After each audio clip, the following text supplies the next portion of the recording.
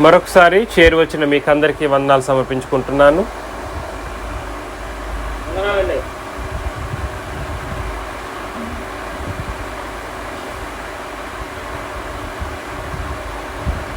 అపోస్తల కార్యములు 28వ అధ్యాయము 26, 27 వచనాలను మనం చదివినప్పుడు, అపోస్తల కార్యములు 28వ అధ్యాయము 26, 27 వచనాలను మనం ఆలోచన చేసినప్పుడు, మీరు వినుట మట్టుకు విందురు గాని గ్రహింపనే గ్రహింపరు, చూచుట మట్టుకు చూతురు గాని కాననే కానరు అని ఈ ప్రజల యొద్దకు వెళ్ళి చెప్పుము. ఈ ప్రజలు కన్నులారా చూస్తారు, చెవులారా కూడా వింటారు, మనసారా గ్రహించి నా వైపు తిరిగి స్వస్థత పొందకుండానట్లు వారి హృదయము క్రొవ్వి ఉన్నది. వారు చెవులతో మందంగా విని కన్నులు మూసుకొని ఉన్నారు అని పరిశుద్ధాత్మ యెషయా ప్రవక్త ద్వారా మీ పితరులతో చెప్పిన మాట సరియే అని తెలియచేశాడు. కాబట్టి వినుట మట్టుకు వింటారు, గ్రహింపనే గ్రహింపరు, చూచుట మట్టుకు చూతురు కానీ కాననే కానరని ఈ ప్రజలతో వెళ్ళి చెప్పము. దేవుని యొక్క వాక్యాన్ని బోధిస్తూ ఉండంగా వినాలి, కానీ వింటే సరిపోతుందా?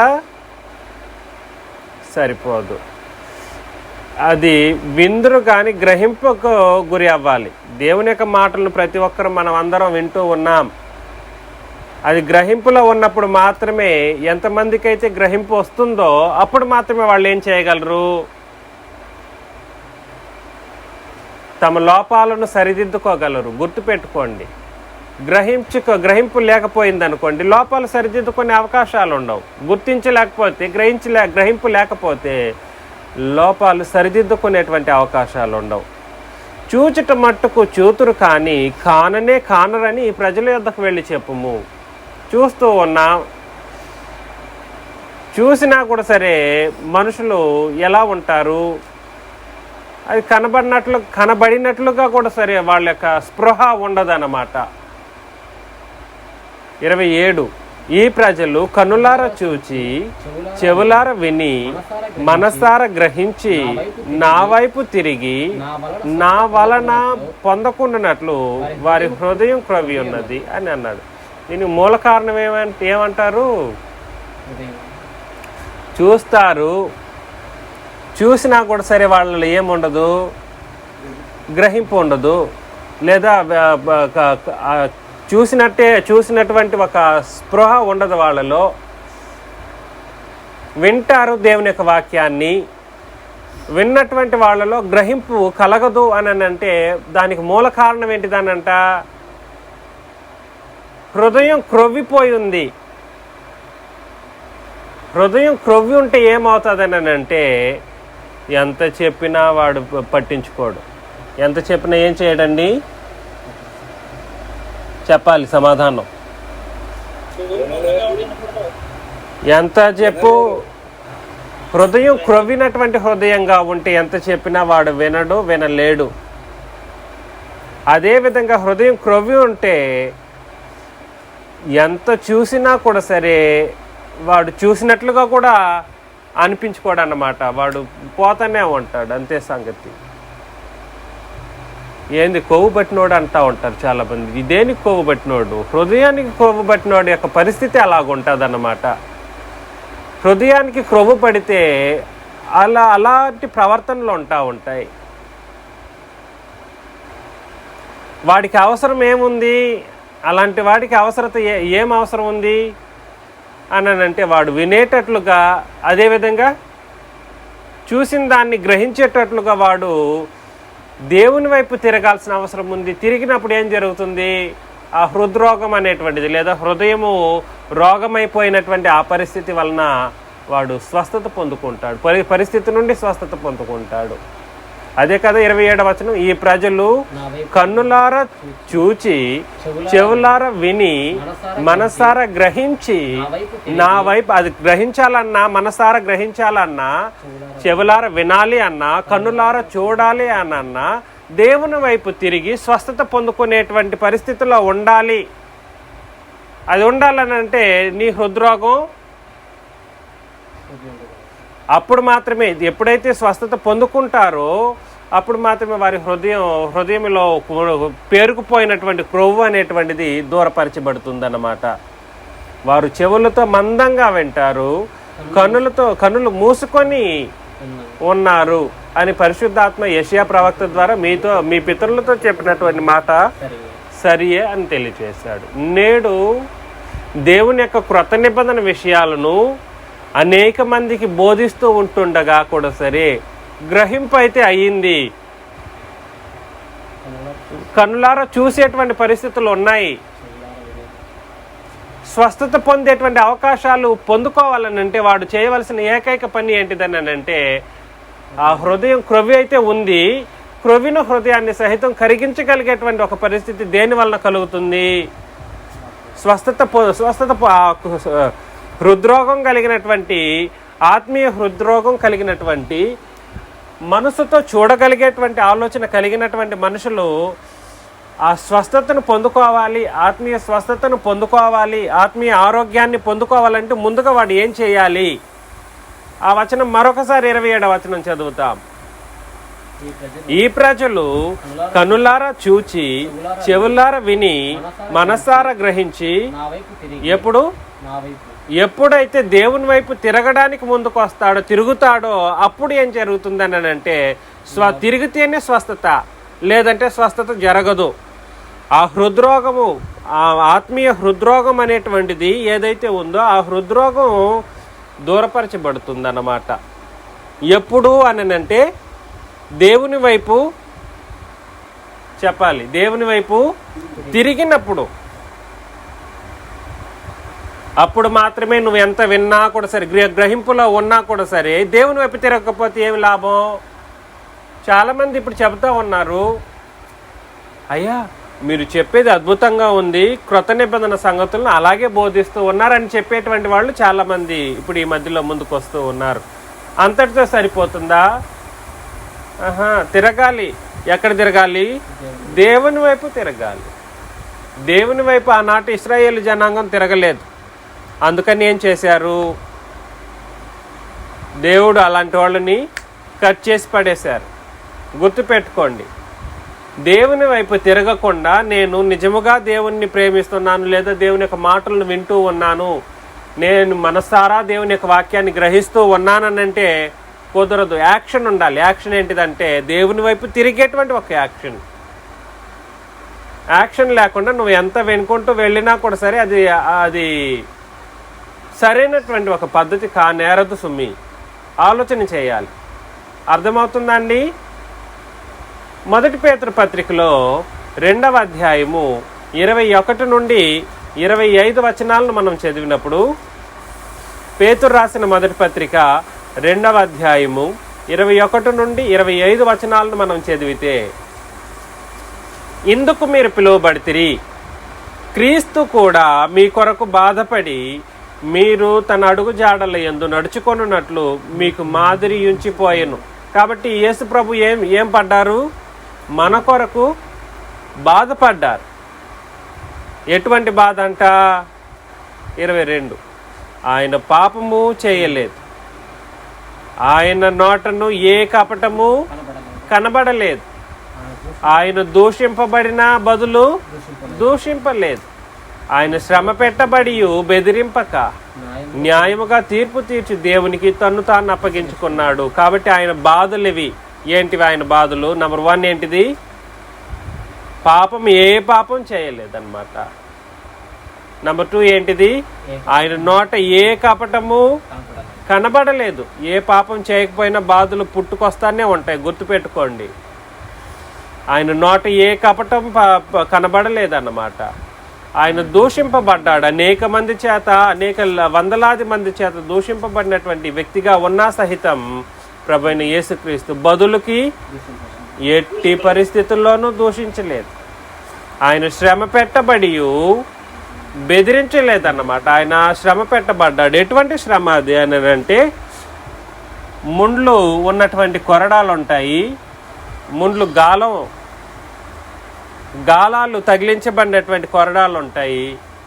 ఆ గాలాలు తగిలించబడినటువంటి కొరడాతో కొట్టి లాగుతూ ఉంటే ఆ ఒంటి మీద, వీపు మీద ఆ గాలాలు చీల్చుకొని చాలా దారుణమైనటువంటి రీతిలో శ్రమ పెట్టబడ్డారు ప్రభువైన క్రీస్తు యేసు. ముండ్ల కిరీటం చేశారు, కానీ ముండ్లు తగిలించి ఆ తలకి గుచ్చి ఆ ముండ్ల కిరీటం పెట్టారు. అంటే అది ఎంత దారుణమైనటువంటి పరిస్థితుల్లో ఉంటుందో ఆలోచన చేయండి. ఆయన శ్రమ పెట్టబడి బెదిరించలేదు. ఎందుకండి నన్ను ఇలా హింసిస్తున్నారు అని ఆ నోరు పలకలేకపోయింది అన్నమాట. న్యాయంగా పాత నిబంధన తీర్పు తీర్చేటువంటి దేవునికి ఆ పాత నిబంధన ప్రకారం ప్రభువైన క్రీస్తు యేసు తన్ను తాను ఏం చేశారు? అప్పగించుకున్నాడు. 24 మనము పాపముల విషయమై చనిపోయి నీతి విషయమై జీవించినట్లు ఆయన తానే తన శరీరమందు మన పాపములను మాన మీద మోసుకున్నాడు, సిలువ మాన మీద. వాస్తవానికి మనం చేసిన ప్రతి తప్పిదానికి మనం ఏం చేయబడాలి? శిక్షించబడాలి. మనం చేసిన ప్రతి తప్పిదానికి మనం శిక్షించబడడానికి బదులుగా ఆ శిక్షణన్నిటినీ ప్రభువైన క్రీస్తు యేసు తన మీద వేసుకొని సర్వలోకం యొక్క పాపము కొరకు సిలువలో మ్రాను మీద మోసుకున్నాడు ఆ పాపాన్ని. ఆయన పొందిన గాయాలున్నాయి. గాయాల చేత చీల్చబడ్డం అయితేనేమి, ఆ తర్వాత బల్యంతో పొడిచినప్పుడు కలిగినటువంటి గాయం అయితేనేమి, ఆ తర్వాత ముండ్ల కిరీటం పెట్టినప్పుడు కలిగినటువంటి గాయం అయితేనేమి, తర్వాత ఎన్ని గాయాలు కలిగాయి ప్రభువైన క్రీస్తుకు? 5 రకాల గాయాలు కలిగాయి. మేకులతో కొట్టడం ద్వారా కలిగినటువంటి గాయాలు అయితేనేమి, ఒక మనిషి అంత దారుణంగా హింసించబడితే నిజంగా చాలా దారుణమైనటువంటి పరిస్థితి. ఆయన పొందిన గాయముల చేత మీరు ఏంటండి? ఏ స్వస్థత? ఏదో ఒక స్వస్థత పొందుతామనంట 25లో. మీరు గొర్రె వల్లే దారి తప్పిపోతిరి, కానీ ఇప్పుడు మీ ఆత్మల కాపరియు అధ్యక్షుడినైన ఆయన వైపునకు మళ్ళినప్పుడు. కాబట్టి దేవుని వైపు మళ్ళడం లేదా ప్రభువైన క్రీస్తు యేసు వైపు మళ్ళితే మనకేం కలుగుతుంది? ఆయన పొందిన గాయముల చేత మనకు స్వస్థత. ఊరికే రాదు స్వస్థత. నువ్వు మళ్ళాలి, తిరగాలి దేవుని వైపు, ప్రభువైన క్రీస్తు వైపు మళ్ళితేనే నీకు స్వస్థత కలుగుతుంది. ఆత్మీయ స్వస్థత గురించినటువంటి మాటలు మాట్లాడుతూ ఉన్నాడు ఇక్కడ. భౌతికమైన స్వస్థత కాదు. నీకు ఏ రోగం ఉందో, ఎవరికి ఏ రోగం ఉందో తెలియదు. ఆ రోగాల స్వస్థత కొరకు ప్రభువైన క్రీస్తు యేసు తన ప్రాణం పెట్టలేదు. ఆ విధంగా మాను మీద మోసుకొనలేదు. పాపములు అనేటువంటి రోగం ఏదైతే ఉందో, పాపం ద్వారా కలిగినటువంటి రోగం అయితే ఏదైతే ఉందో, అది ఆత్మకు సంబంధించినటువంటి రోగం. ఆ రోగమును స్వస్థపరచడానికి ప్రభువైన క్రీస్తు యేసు ఏం చేశారు అని అంటే, సిలువలో మ్రాను మీద పాపములన్నిటినీ మోసి తాను అస్వస్థతకు గురి అయి మనకు స్వస్థతనివ్వడానికి ఆయన పొందిన ప్రతి గాయముల నుండి సర్వమానవాళికి రక్షణ, స్వస్థత. కాకపోతే మనుషులు ఏం చేయాలి? ఆయన వైపుకు మళ్ళాలి. ఆయన మనం ఎంత వాక్యం విన్నా, ఎన్ని కార్యాలు చేసినా, లక్షల రూపాయలు ఖర్చులు పెట్టినా, ఏంటని ఎంత దూరాలు ప్రయాణం చేసినా కూడా సరే, మనుషులు మరలకపోతే వ్యర్థమైనటువంటి పరిస్థితి అన్నమాట. స్వస్థత పొందరు. స్వస్థత ఎలా కలుగుతుంది మరలకపోతే? కాబట్టి మనం ఆలోచన చేస్తున్న విషయం ఏంటిదని అంటే, హృదయం క్రొవినటువంటి ఒక పరిస్థితి మనుషుల్లో ఉంటే వాడు ఎలా ఉన్నాడని అర్థం అన్నమాట. ఎలా ఉన్నాడు? అనారోగ్య స్థితిలో ఉన్నాడు. హృదయం క్రొవ్వినటువంటి స్థితిలో ఉంటే వాడు అనారోగ్య స్థితిలో ఉన్నాడు. ఆ హృదయం క్రొవ్వినప్పుడు ఏం జరుగుతుందని అంటే చెవులు ఎంత చెప్పినా చెవుల్లో వినిపించుకోడు, ఎంత వాడు సంగతులు చూస్తూ ఉన్నా కూడా సరే గ్రహింపు లేని మనిషిగానే ఉంటాడు. అనారోగ్య స్థితికి మూలం అన్నమాట. అది అనారోగ్య స్థితిలో వీడు అనారోగ్యంగా ఉన్నాడు అని మనం వెంటనే అర్థం చేసుకోవాలి. ఒక డాక్టర్స్గా గ్రంథమే మనల్ని డాక్టర్ని చేయగలదు. అలాంటి వాళ్ళు ఏం చేయాలని గ్రంథం ఆజ్ఞాపిస్తుంది అని అంటే, చెవులతో వినండి, గ్రహించండి. మనసారా గ్రహించినా చెవులతో విన్నా కూడా సరే, మీరు ఎప్పుడైతే దేవుని వైపును ప్రభుని క్రీస్తు యేసు వైపును మరలుతారో, తిరుగుతారో, అప్పుడు మీ ఆత్మ స్వస్థపరచబడుతుంది అని గ్రంథం తేటగా హెచ్చరిస్తూ ఉంది. ఆలోచన చేసుకోండి. తిరగాలి. తీతుకు రాసిన పత్రికలో 2వ అధ్యాయం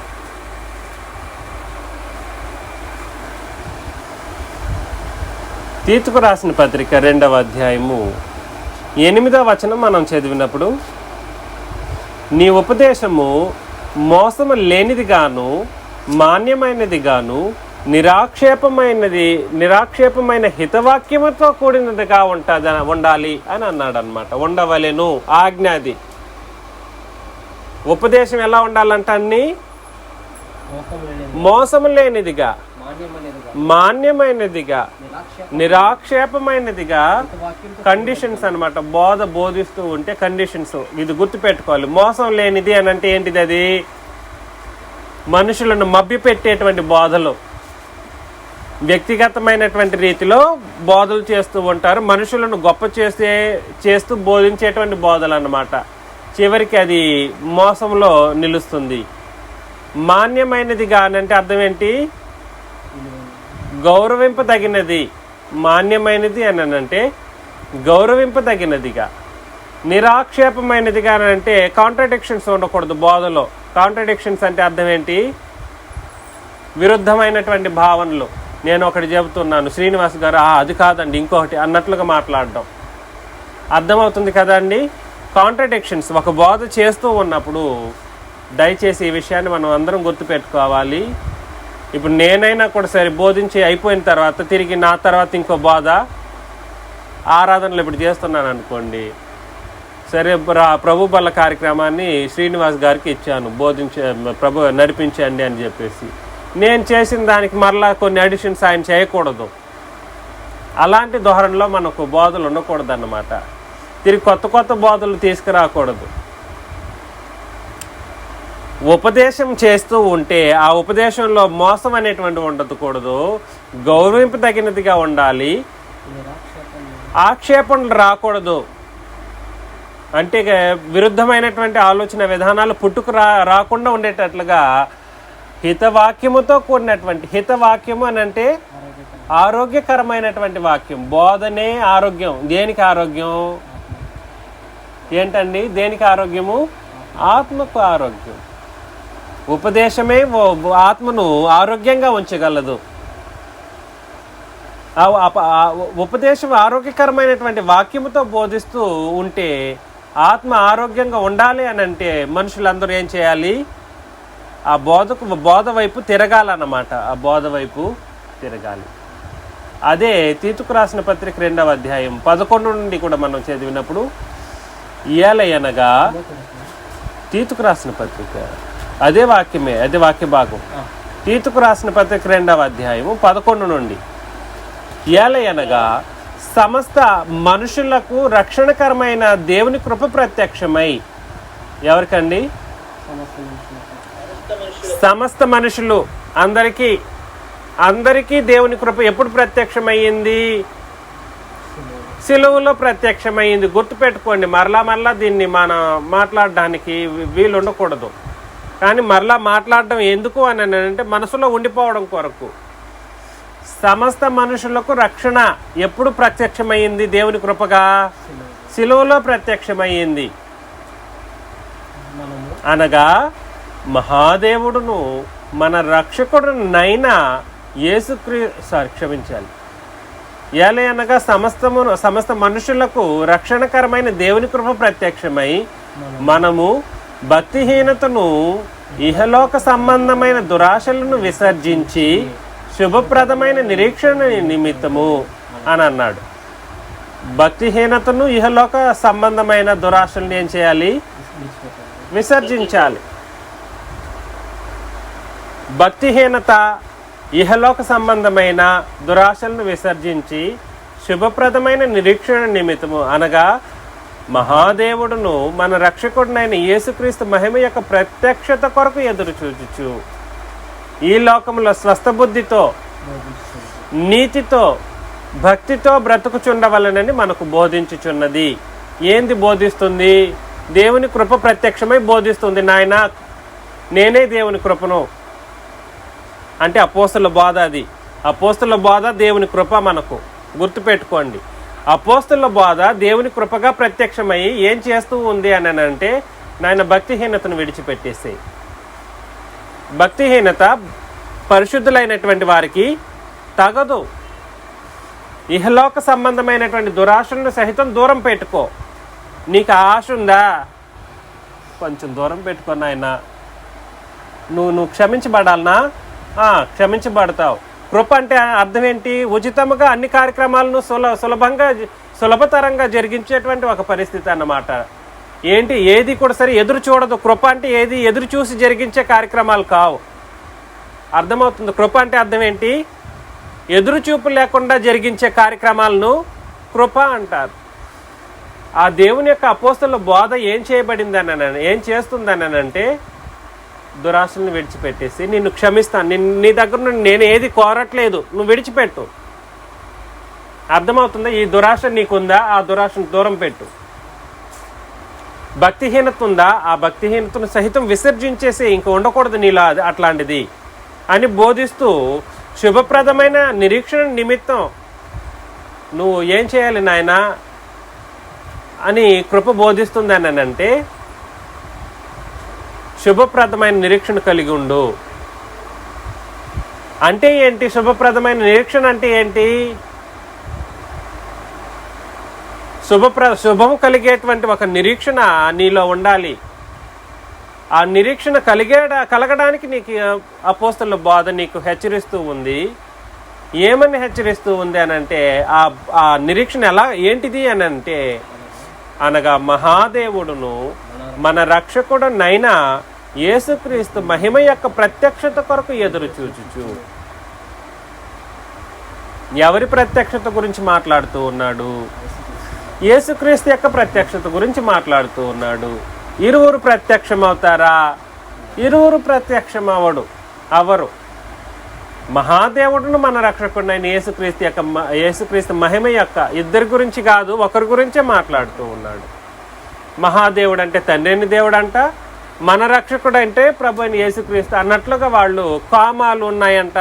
కామాలు ఉంటే ఏంటి, లేకపోతే ఏంటి? ప్రత్యక్షత గురించి మాట్లాడుతున్నాడు. అక్కడ వ్యక్తుల గురించి కాదు అక్కడ మాట్లాడుతున్నది. దేని గురించి మాట్లాడుతున్నాడు? కృప బోధిస్తూ ఉంది. ఏమని బోధిస్తుంది?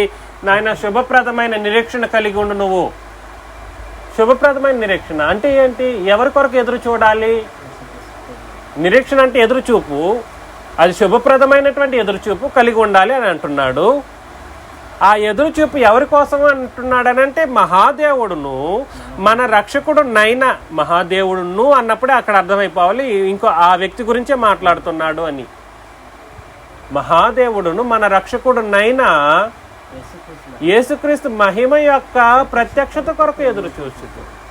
నిరీక్షణ అంటే అదే కదండి, శుభప్రదమైన నిరీక్షణ ఎదురుచూపు. అది యేసు ప్రభు గురించినటువంటి ఎదురుచూపు కలిగితేనే అది శుభప్రదమైన నిరీక్షణ అవుతుంది. తండ్రిని దేవుడు కూడా కలిపేసావనుకో, అది శుభప్రదమైన నిరీక్షణ కాదు. నువ్వు కలిగి ఉండొచ్చు. ఇక్కడ ఎవరి గురించి మాట్లాడుతున్నాడో అదే వచనం గురించి ఆలోచన చేద్దాం. ఈ వచనం ఎవరి గురించి మాట్లాడుతూ ఉంది?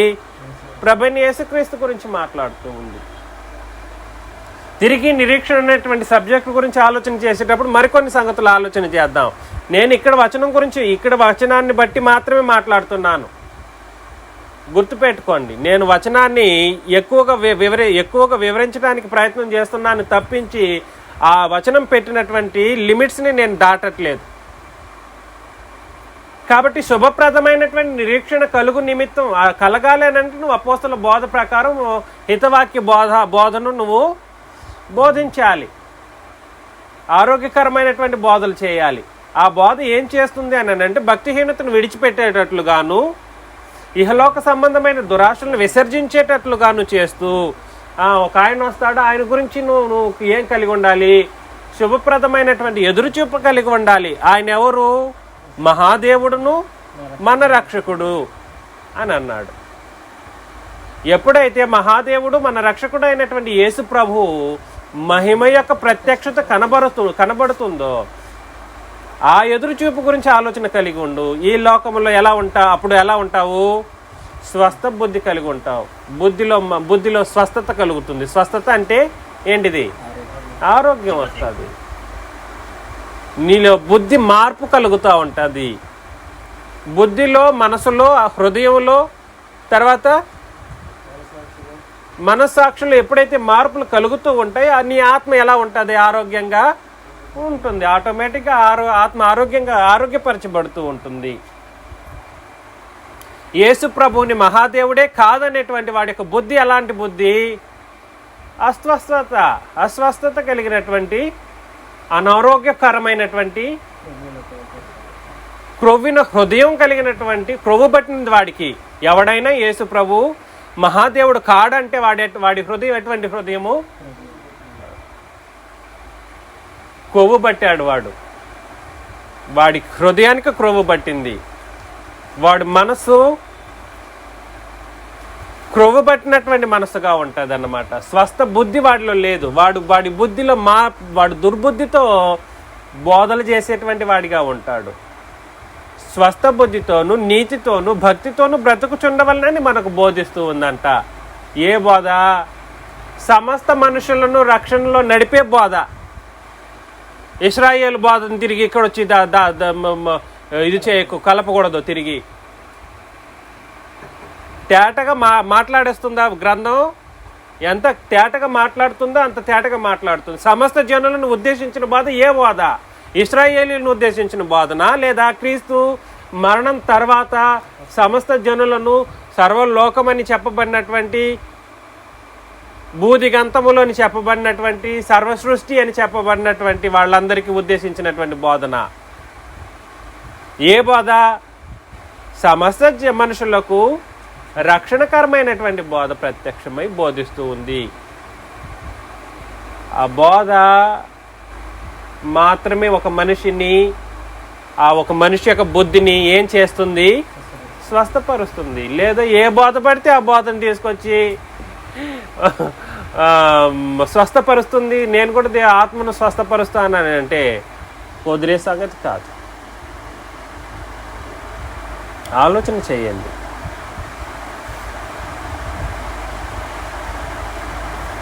కాబట్టి మనం ఇప్పటి వరకు ఏం ఉపోద్ఘాతం ఆలోచన చేసాం. 3 సంగతులు ఆలోచన చేసాం. మొదటి సంగతి ఏంటిది అని అంటే, ఎవడైతే దేవుని యొక్క వాక్యాన్ని లేదా క్రొత్త నిబంధన చట్టాన్ని సరిగా చెవులారా విన్నా, గ్రహించినా, దేవుని వైపును క్రీస్తు వైపును తిరగలేదో వాడి యొక్క హృదయం ఏమై ఉంది? క్రొవ్వి ఉంది. ఆ స్థితిని ఏమంటారంటే ఆత్మీయ అనారోగ్య స్థితి అంటారు. 2, ఎవడైతే దేవుని యొక్క మాటలను విని పాపముల విషయమై చనిపోలేదో, పాపముల విషయమై చనిపోలేదో వాడు ఎటువంటి స్థితిలో ఉన్నాడు? అనారోగ్య స్థితిలో, ఆత్మీయ అనారోగ్య స్థితిలో ఉన్నాడు. 3, సమస్త జనులకు ఉద్దేశించినటువంటి బోధ ఏదైతే ఉందో అది అపోస్తలుల బోధ. ఆ అపోస్తలుల బోధ ప్రకారం ప్రభువైన యేసుక్రీస్తును మహాదేవుడని, మనకు రక్షకుడని ఎవడైతే గ్రహించి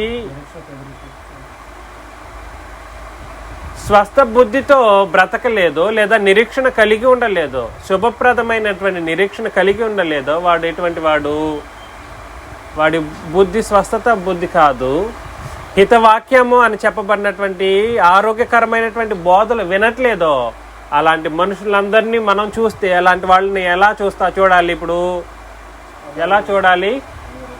ఎంత సన్నగా తయారయ్యాడు వీడు, చాలా క్షీణించిపోయాడు కదా, వీడి ఆత్మ చాలా క్షీణించి అనారోగ్య స్థితిలో ఉంది కదా అన్నట్లుగా మనం అలాంటి వాళ్ళని చూడాలన్నమాట. గుర్తుపెట్టుకోండి, మీ ఎదురుగా మేము కూడా క్రీస్తు సంఘమే అని చెప్పుకొని వచ్చినటువంటి వాళ్ళని మనం ఎలా చూడాలి? మనం ఇలాంటి వాళ్ళని చూస్తూ ఉన్నప్పుడు వాళ్ళు అతి దారుణమైనటువంటి రోగంతో ఉన్నారు, అతి దారుణమైనటువంటి రోగంలో ఉన్నారు, క్షీణించినటువంటి పరిస్థితిలో, దాదాపు నశింపజేయబడేటువంటి పరిస్థితిలో ఉన్నారు అనేటువంటి ఒక ఆలోచనలో మనం వివరించింది వినటానికి కూడా అతనికి చెవులు, హృదయం కూడా ఒప్పుకోలే. అది క్రొవ్వింది కాబట్టి అలా ఉన్నారు బ్రదర్. ఇది సంగతి అనమాట అండి. గుర్తుపెట్టుకోండి, ఇది ఉపోద్ఘాతం ఇప్పటి వరకు మనం ఆలోచన చేసిన సంగతి. రోమపత్రిక 12వ అధ్యాయంలో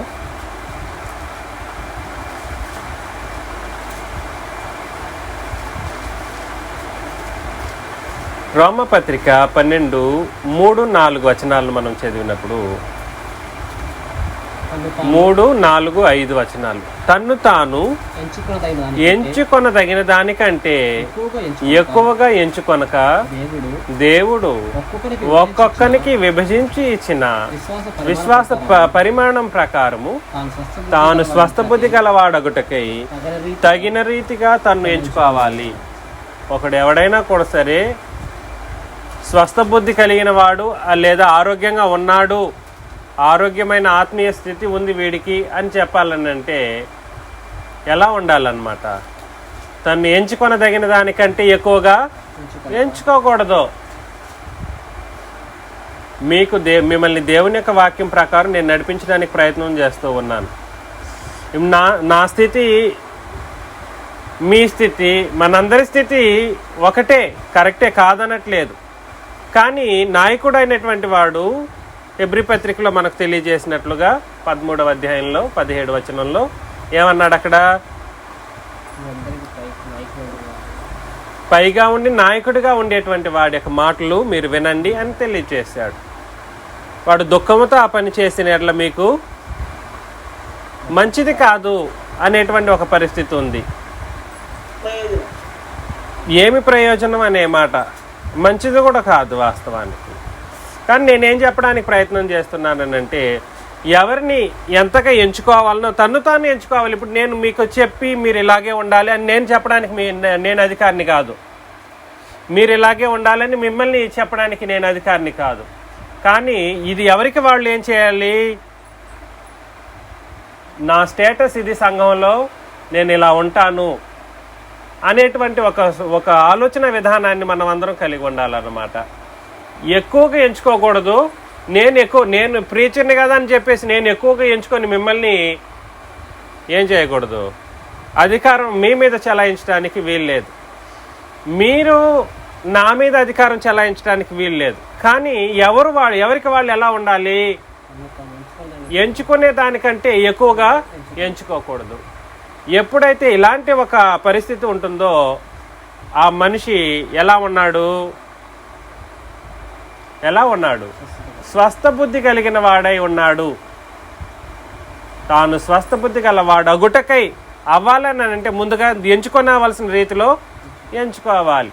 తాను స్వస్థ బుద్ధి గలవాడు అగుటకై తగిన రీతిగా తను ఎంచుకొనవలనని నాకు అనుగ్రహింపబడిన కృపను బట్టి మీలోనున్న ప్రతి వానితోనూ చెప్పుచున్నాను. కాబట్టి ప్రతి వాళ్ళు కూడా సరే మీరు ఇలానే ఉండాలి, నేను ఇలానే ఉండాలి అనేటువంటి ఒక పరిస్థితి లేదు. కానీ ఇక్కడ మనల్ని మనం ఎంచుకున్న దానికంటే ఎక్కువగా ఎంచుకొనకుండా సంఘంలో మన యొక్క బాధ్యతలు నిర్వర్తించాలి. 4వ వచనం, ఒక్క శరీరంలో మనం అనేక అవయములు ఉండినను ఆ అవయములన్నిటికీ ఒకటే పని ఎలాగుండదో అలాగే అనేకులమైన మనము క్రీస్తులో ఒక్క శరీరముగా ఉండి ఒకని కొరకు ఒకరము ప్రత్యేకముగా అవయములై ఉన్నామని తెలియచేశాడు. మనమందరం అవయవాలు. ఎక్కువగా ఒకరిని గురించి ఒకరు ఎక్కువ ఎంచుకోవాలి. ఒకరిని గురించి ఒకరు గౌరవించుకోవడం సంతోషమే, కానీ తన్ను తాను మాత్రం ఎక్కువగా ఒకరి కంటే ఎక్కువగా ఉండేటట్లుగా ఆలోచన విధానం అనేటువంటిది ఉండకూడదు ఎన్నడూ కూడా. సరే, అప్పుడే క్రీస్తులో ఒకే శరీరంగా మనం ఉంటాం. ఎలా ఉంటాము? అనేకులమైన మనం ఆయా ప్రాంతాల్లో ఉన్న మీరందరూ కూడా సరే, మనమందరం ఒకే శరీరంగా ఉంటాం. లేదనుకోండి, అతనికంటే నేను గొప్ప, నాకు అన్నీ తెలుసు, నేనేంది, నేను ఎక్కడ ట్రైన్ అప్ అయ్యాను, నేను ఎంత అని ఊహించుకున్నాం అనుకోండి, ఎంచుకున్నాం అనుకోండి, అంతే సంగతులు.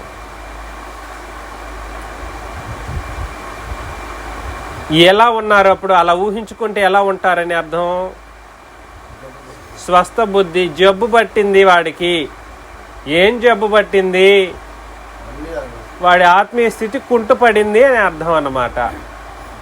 ఎంచుకొనదగిన దానికంటే ఎక్కువగా ఎంచుకుంటే ఆత్మీయ స్థితి దిగజారిపోయింది. నా చదువు ఎంత, నా డబ్బు అంతా,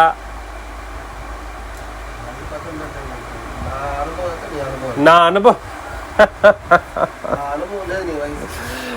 నాకు మా అయ్యగారికి 50 సంవత్సరాల వయసు. బోధ ఎక్స్పీరియన్సే, అనుభవమే 50 సంవత్సరాలు. అంత కూడా లేదు నీ వయసు అని అంటే కుదరదు. ఇక్కడ ఎంచుకొనదగిన దానికంటే ఎక్కువగా ఎంచితే ఖచ్చితంగా వాడి స్థితి, ఆత్మీయ స్థితి ఎలా ఉంది? చాలా చాలా క్షీణించిపోయింది. అనారోగ్య స్థితి, జబ్బు పట్టింది, వాడు ఆత్మ జబ్బు పట్టింది అని గ్రంథం మాట్లాడుతూ ఉంది. కాబట్టి నెంబర్ 1 ఏంటిది అంటే, విశ్వాస పరిమాణం చొప్పున తను ఎంచుకొనదగిన దానికంటే ఎక్కువగా ఎంచుకుంటే వాడు ఎలా ఉన్నాడు? ఆత్మీయ అనారోగ్య స్థితిలో ఉన్నాడు. కానీ మనమైతే ఏం చేయాలి? మనం అందరం ఒకే శరీరంలో ఉన్నాం. ఒకరినొకరు గొప్పగా ఎంచుకునేటువంటి పరిస్థితిలో ఉంటూ మనం ఏం చేయాలి? ఒకరికొకరు ప్రత్యేకమైనటువంటి అవయవములుగా ఉండాలి. ఒకరికొకరము ప్రత్యేకమైన అవయవాలుగా ఉండాలి అని అంటే అర్థం ఏంటి? ఒకరి పనులు ఒకరు చేసేటువంటి ఒక పరిస్థితి అన్నమాట. ఒకరికొకరము ప్రత్యేకమైన అవయవాలు. అదేనా 5వ వచనం చదవండి. అలాగే అనేకులమైన మనము క్రీస్తులో ఒక్క శరీరముగా ఉండి ఒకరికొకరము ప్రత్యేకమైన అవయవాలుగా ఉంటాం. అవయవాలు ఒకరికొకరికి పని చేసుకుంటూ ఉంటాయి అన్నమాట. ఎలా ఉండాలి? నేను అందుకనే ఒక సబ్జెక్ట్ ఏదైనా ప్రిపేర్ చేసేటప్పుడు నేను ఒక్కడనే ప్రిపరేషన్ కాకుండా అంటే ఎవరికైతే సమయం ఉంటుందో సమయం లేనటువంటి వాళ్ళకి సహితం సబ్జెక్ట్ ప్రిపరేషన్ కోసం వచనాలు అడగమని, కూర్పు చేయమని కోరుతూ ఉంటాను. అర్థమవుతుందా అండి? అందులో కొంతమంది కాల్ చేసినప్పుడు తీయకపోతే మనం ఏం చేయలేము. కానీ దయచేసి గ్రహించడానికి ప్రయత్నం చేయండి. మనమందరం ఒకే శరీరం, ఒకరికొకరము ప్రత్యేకమైనటువంటి అవయవాలం. ఇలా ఉండాలి. ఇలాంటి ఒక పరిస్థితిలో సంఘాన్ని మనం నడపాలి. 2 తీతుకు రాసిన పత్రిక 2వ అధ్యాయంలో, తీతుకు రాసిన పత్రిక 2:1 నుండి 4 వచనాలు చదువుతాం. ఇందులో 3వ వచనం నేను చదవట్లేదు. 1 నుండి 6 వచనాలు, 3వ వచనం నేను చదవట్లేదు. తీతుకు రాసిన పత్రిక 2వ అధ్యాయము 1 నుండి 6 వచనాలు, 3వ వచనం మాత్రం నేను చదవట్లేదు. నీవు హితబోధకు అనుకూలమైన సంగతులను బోధించుము. ఏ బోధకు అనుకూలమైన సంగతులు బోధించాలి? హితబోధ అంటే తిరిగి చెప్తున్నాను, దానికి మరొక పేరేంటిది? హితము అని అంటే ఆరోగ్యము అని అర్థం అన్నమాట. హితబోధకు అనుకూలమైనటువంటి సంగతులను బోధించు. నాయన తీతు నువ్వు అనేక చోట్లకు తిరుగుతున్నావు. చేసేటప్పుడు ఎలా చేయాలి? హితబోధ అని అంటే అపోస్తలుల బోధ అని అర్థం అన్నమాట. అపోస్తుల బోధ ఒక క్షీణించినటువంటి అనారోగ్య స్థితిలో ఉన్నటువంటి ఆత్మను ఏం చేస్తుందంట? ఆరోగ్య స్థితిలోకి తీసుకొస్తుంది. బాగా చిక్కబడిపోయి క్షీణించిపోయి జబ్బు పట్టున్నటువంటి ఆత్మను సహితం అపోస్తలుల బోధను వినిపిస్తూ ఉంటే ఆ ఆత్మ ఏం చేస్తుంది? ఆరోగ్య స్థితిలోకి తిరిగి పుంజుకుంటుంది. అటువంటి బోధలు చేయి. ఎవరికి? సంఘంలో ఉన్నటువంటి వాళ్ళకి అటువంటి బోధలు చేయి. తీతు అని చెప్పి తీతుకు చెప్తూ ఉన్నాడు. 2వ వచనంలో సంఘంలో వృద్ధులైనటువంటి ఆత్మలు ఉన్నాయి. ఎటువంటి ఆత్మలు ఉన్నాయి? వృద్ధులైనటువంటి ఆత్మలు ఉంటే ఆ ఆత్మలు ఎలా పుంజుకోవాలి అని అంటే, ఈ హితబోధకు అనుకూలమైన బోధలు చేస్తూ ఉంటే వృద్ధులైనటువంటి వాళ్ళు బోధిస్తూ వాళ్ళకి ఆ వృద్ధులైనటువంటి వాళ్ళు అనారోగ్య స్థితిలో ఉంటే ఆ వాళ్ళకి బోధిస్తే ఏం జరుగుతుందనంటే, మితానుభవం గలవారును మాన్యులను స్వస్థ బుద్ధి గలవారును విశ్వాస ప్రేమ సహనముల యందు లోపము లేని వారినై ఉండవలనని అని అన్నాడు అనమాట. కాబట్టి హితబోధకు అనుకూలమైన వాక్యాలు బోధిస్తూ ఉంటే క్షీణించినటువంటి వృద్ధులలో ఏం జరుగుతుందన్నమాట? మితానుభావం గలవారుగా ఉంటారు, మాన్యులుగా అంటే గౌరవింపదగిన వాళ్ళుగా ఉంటారు. వాళ్ళ బుద్ధిలో ఏం కలుగుతుంది? స్వస్థ బుద్ధి. అక్కడ చదివి మాట్లాడండి. బుద్ధిలో స్వస్థత. మన ఈ టాపిక్ అదే కదండి, ఆరోగ్య స్థితి స్వస్థత గురించే కదా మనం ఆలోచన చేస్తూ ఉన్నాము. ఈరోజు పాఠం అది. కాబట్టి క్షీణించినటువంటి వృద్ధులు ఉంటే సంఘంలో, ఎవరి యొక్క ఆత్మలైనా అనారోగ్య స్థితిలో వృద్ధ స్థితిలో ఉంటే, వృద్ధులైనటువంటి వాళ్ళు వాళ్ళ యొక్క ఆత్మలు అనారోగ్య స్థితిలో ఉంటే హితబోధకు అనుకూలమైనటువంటి సంగతులను బోధిస్తూ ఉంటే వాళ్ళు ఆటోమేటిక్గా బుద్ధిలో స్వస్థత కలుగుతుందన్నమాట. మాన్యులుగా తయారవుతారు, మితానుభావం కలిగిన వాళ్ళుగా ఉంటారు, వాళ్ళలో విశ్వాస ప్రేమ సహనములు కలుగుతాయి. వాటిలో లోపమేమి ఉండదు. అలా తయారవుతారు. ఏ బోధ చేసినప్పుడు? అపోస్తలుల బోధ అని చెప్పబడినటువంటి హితబోధకు అనుకూలమైనటువంటి బోధలే చేస్తూ ఉన్నప్పుడు.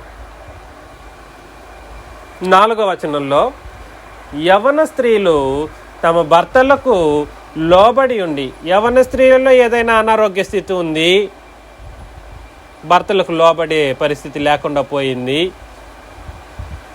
అప్పుడేం కలుగుతుంది అని అంటే, హితబోధను బోధిస్తూ ఉంటే, ఆరోగ్యకరమైన బోధను బోధిస్తే తమ భర్తలకు లోబడి తమ భర్తలను శిశువులను ప్రేమించుచు వారును స్వస్థ బుద్ధి కలవారు. వాళ్ళ బుద్ధిలో కూడా ఏం కలుగుతుంది? ఆరోగ్యం కలుగుతుంది అన్నమాట. ఎవరి బుద్ధిలో? యవన స్త్రీలలో. మొదటేమో వృద్ధులలో స్వస్థత కలుగుతుంది. 2 యవన స్త్రీలలో స్వస్థత కలుగుతుంది.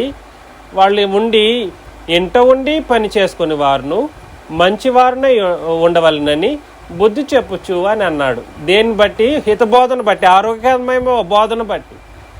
5 మంచి ఉపదేశము చేయవారినై ఉండవలనని బోధించుము. 6లో అటువలనే స్వస్థ బుద్ధి కలవారై ఉండవలనని యవన పురుషులను హెచ్చరిస్తూ. ముఖ్యమైనటువంటి సంఘంలో ముఖ్యమైనటువంటి వ్యక్తులు ఉంటారు. పిల్లలు కూడా ముఖ్యమైన వ్యక్తులే. కానీ పిల్లల్ని వీళ్ళు ముగ్గురు ఏం చేస్తారు?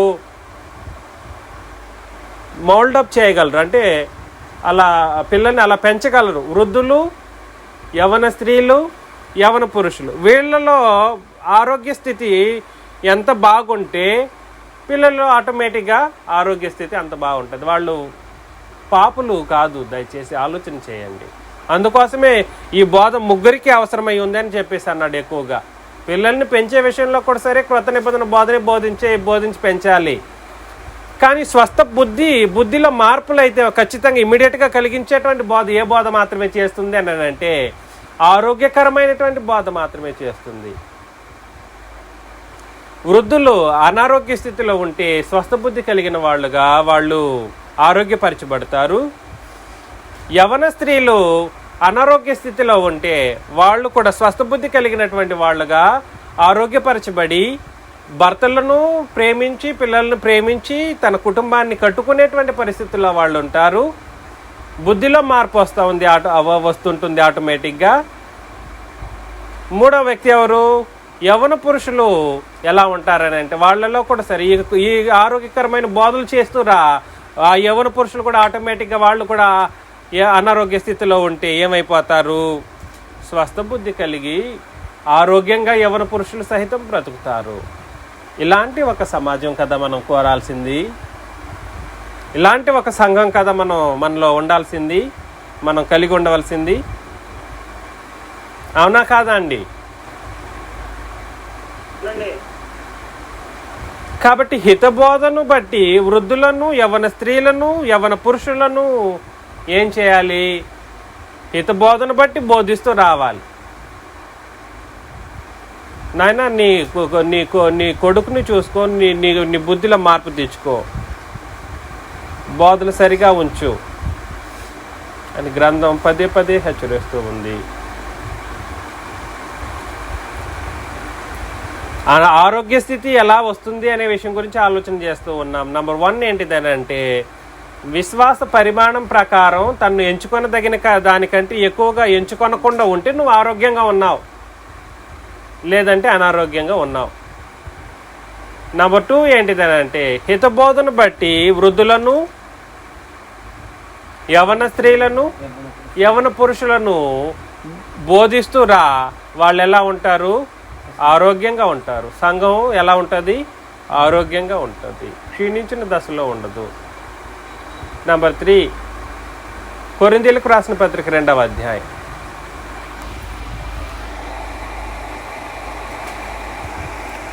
కొరింథీయులకు రాసిన పత్రిక 2వ అధ్యాయము 5వ వచనం. కొరింథీయులకు రాసిన 2వ పత్రిక 5వ అధ్యాయము 12, 13 వచనాలు. మమ్మును మేమే మీ ఎదుట తిరిగి మెప్పించుకొనట్లేదు కానీ హృదయమునందు అతిశయపడక చెప్తున్నారు. చూసారా? హృదయం. అపోస్తలు రాశారు, అపోస్తల బోధన రాశారు, కానీ వాళ్ళ హృదయాలు ఏం చేయబడలేదంట? అతిశయపడలేదు. హృదయమునందు అతిశయపడక పై రూపమునందే అతిశయపడే వారికి ప్రత్యుత్తరం ఇచ్చుటకు మీకు ఆధారం కలుగజేయవలనని మా విషయమై మీకు అతిశయ కారణం కలిగించుచున్నాం. ఇయాలి అనగా మేము వెర్రివారమైనను, వాళ్ళకి లెక్కింపు చూడండి ఎట్లుందో, మేము వెర్రివారమైనను దేవుని నిమిత్తమే, స్వస్థ బుద్ధి గలవారమైతే మీ నిమిత్తమే అని అన్నాడు. వాళ్ళ యొక్క బుద్ధి ఎలా ఉంది? ఆరోగ్యంగా ఉంది. ఎప్పుడు? వాళ్ళ యొక్క హృదయం ఎలా ఉంది? క్రొవ్వలేదు వాళ్ళ యొక్క హృదయం. వాళ్ళే మనకు ఉదాహరణ, గుర్తుపెట్టుకోండి. చక్కగా అర్థమైపోయింది కదా వీళ్ళు ఎంత అద్భుతమైనటువంటి రీతిలో తమ పరిస్థితిని కలిగి ఉన్నారు. వాళ్ళ యొక్క హృదయం ఎప్పుడైతే అతిశయించలేదో, క్రొవ్వలేదో, ఆటోమేటిక్గా వాళ్ళు ఎలా ఉన్నారు? స్వస్థ బుద్ధి గల వాళ్ళుగా ఉన్నారు. వాళ్ళే చెప్పేశారు, మా యొక్క హృదయం అతిశయించలేదండి, మేము గర్వించలేదు, మేము గొప్పలు చెప్పుకునేటువంటి వాళ్ళం కాదు. ఎగ్జాంపుల్ ఇది. మేము వెర్రివారమే, ఆ దేవుని నిమిత్తం అయ్యాం. మేము స్వస్థ బుద్ధి గలవారం అయితే మీ నిమిత్తం స్వస్థ బుద్ధి మాకుంది అని అన్నాడు అనమాట. కాబట్టి జాగ్రత్త సుమి. అపోస్తలుల బోధ వాళ్ళు ఏదైతే రాశారో ఆ అపోస్తలుల బోధను బట్టి స్వస్థ బుద్ధిని బట్టి వాళ్ళు రాశారు. పరిశుద్ధాత్ముడు దేవుని శక్తి కనపరిచిన దాన్ని బట్టి రాశారు. కాబట్టి అది ఎటువంటి బోధ? హిత బోధ, ఆరోగ్యకరమైనటువంటి బోధ అన్నమాట. అర్థమవుతుందా? వాళ్ళు రాసినటువంటి ఒక పరిస్థితి స్వస్థ బుద్ధితో మన కోసం రాశారు. పరిశుద్ధాత్ముడు దేవుని శక్తి కనపరిచినటువంటి వాటిని రాశారు. పరిశుద్ధాత్మ ప్రేరేపణతో రాశారు. హృదయమందు అతిశయించకుండా రాశారు. వాళ్ళు హృదయం క్రొవ్వి రాయలేదు.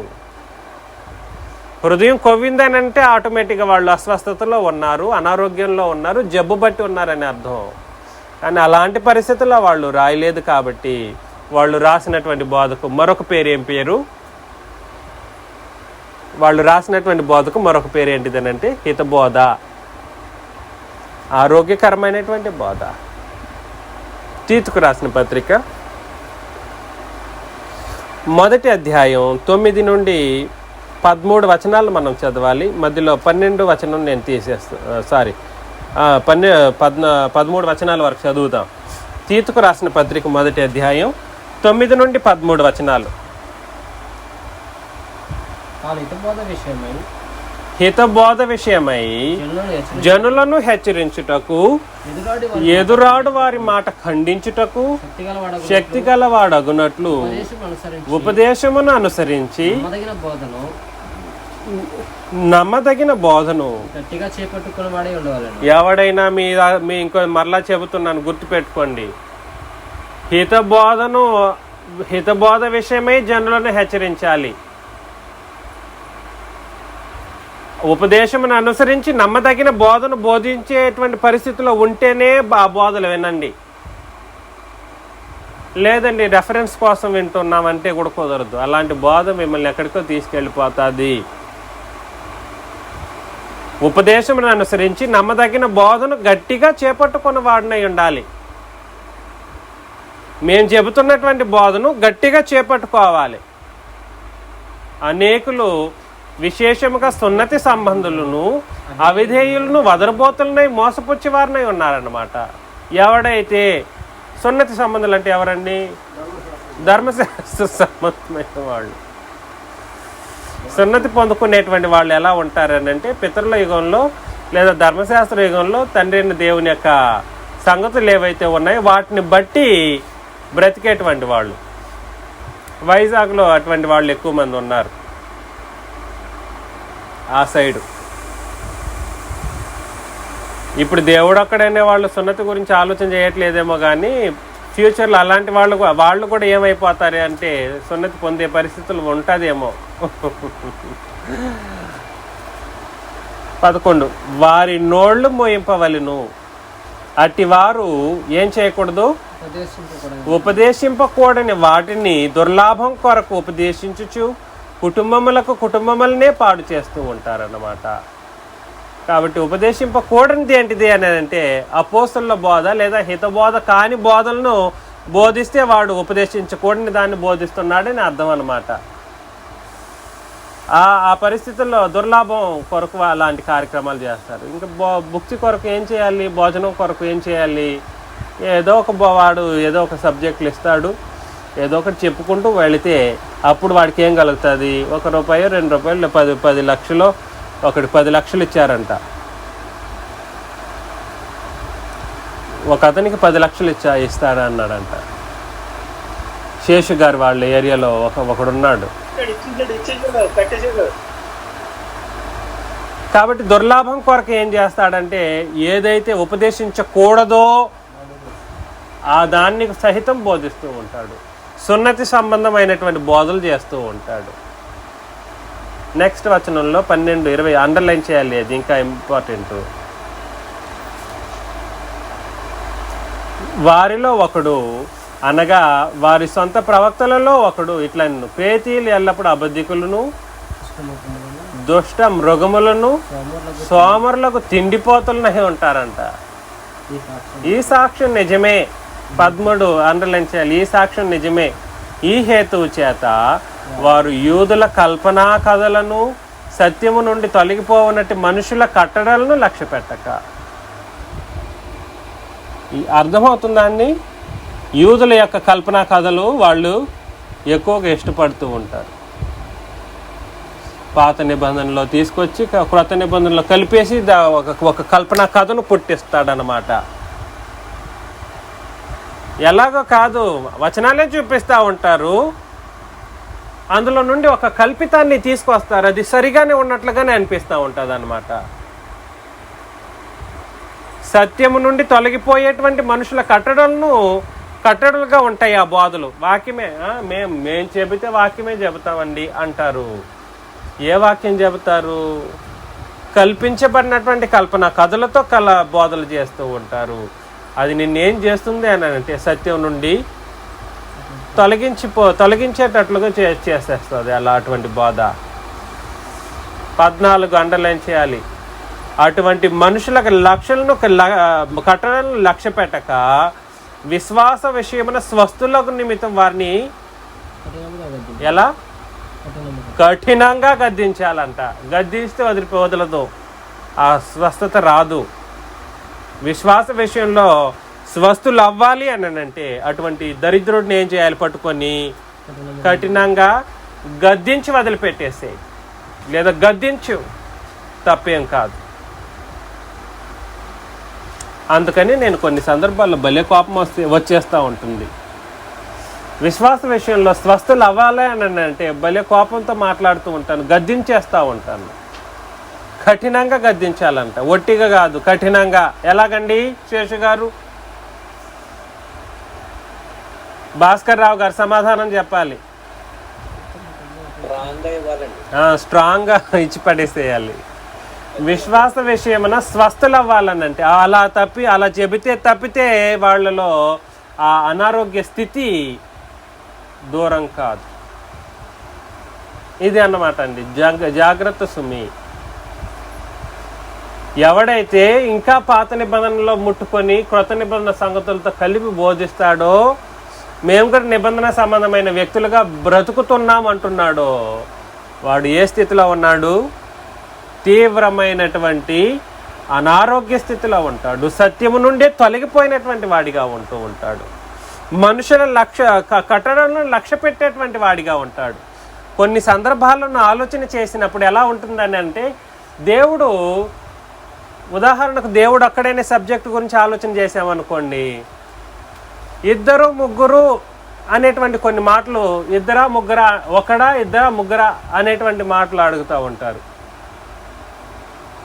1 2 3 అనేటువంటి ఆలోచన ఎవరి ఆలోచన? అది 1 2 3 అనేటువంటి ఆలోచన ఎవరిది? మనుషులది. ఇంతకీ 1 అంటారా 3 అంటారా? ఇది ఎందుకు నీకు ఆలోచన వచ్చింది? ఎందుకు పలానా దానికి నీకు ఆలోచన వచ్చిందని చెప్పు.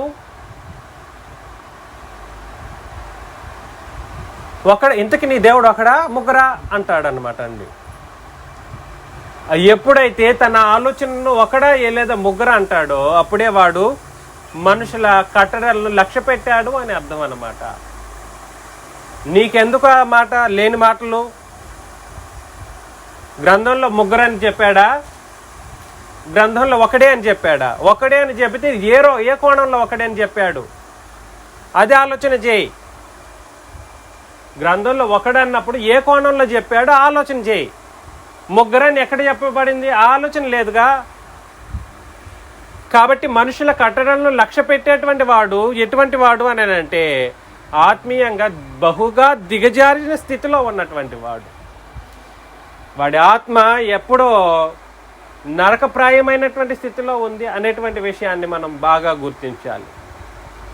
అటువంటి వాడి యొక్క రోగం పోవాలి అని అంటే, వదిలిపెట్టాలి అని అంటే, వాడి దయ్యం విడిచిపెట్టబడాలి అని అంటే విశ్వాస విషయంలో కఠినంగా గద్దించి బుద్ధి చెప్పాల్సిన అవసరం మనకు ఉంది. 13 ఈ సాక్ష్యం నిజమే. 15 పవిత్రులకు అన్నీ పవిత్రములే, అపవిత్రులకును అవిశ్వాసులకును ఏదియో పవిత్రమైనది కాదు. వారి మనస్సును వారి మనస్సాక్షి అపవిత్రపరచబడి ఉన్నది. కాబట్టి మనస్సాక్షి ముందుగా చెడిపోయింది, అపవిత్రంగా ఉంది. అందుకని వాడు ఒకవేళ ఎంత చెప్పినా వాడు ఏం చేయలేడు? చెప్పాలి, ఏం చేయలేడు? మారలేడు. దేవుని వైపును క్రీస్తు వైపును తిరగలేడు. క్రీస్తును తక్కువ చూపేవాడు క్రీస్తు వైపు ఎలా తిరగలడు? తిరగలేడు. ఇదన్నమాట అండి సంగతి. కాబట్టి ఇలాంటి పరిస్థితుల్లో మనం ఎవరు ఉండకుండా ఉండాలని నన్ను నేను హెచ్చరించుకుంటూ మిమ్మల్ని అందరినీ హెచ్చరిస్తూ ముగిస్తూ ఉన్నాను. మిగిలిన సంగతులు ఉన్నాయి. ప్రభు చిత్తమైతే దీని ఎక్స్టెన్షన్ మరలా మాట్లాడదాం. అనేక విషయాలు ఉన్నాయి. మీకందరికీ యేసుక్రీస్తు నామంలో వందనాలు.